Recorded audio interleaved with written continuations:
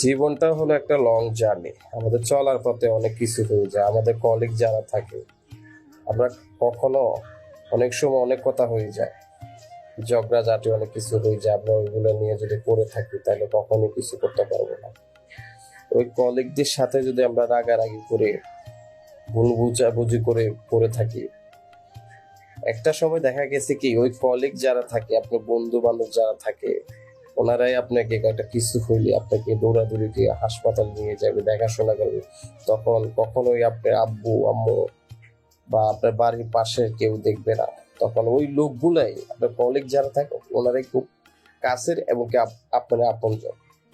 হ্যাঁ, ওই ভাইয়াদের সাথে চলাফেরা যদি আপনি ভালোভাবে করেন, জীবনের অনেক ক্ষেত্রে দেখা যায় কি আমাদের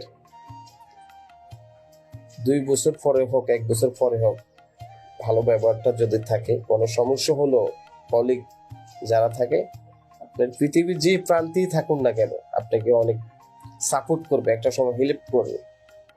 সম্পর্ক যদি ভালো হয়, সম্পর্ক যদি খারাপ হয় তাহলে কিছু করতে পারে। সবাই ভালো থাকবে। আসসালামু আলাইকুম।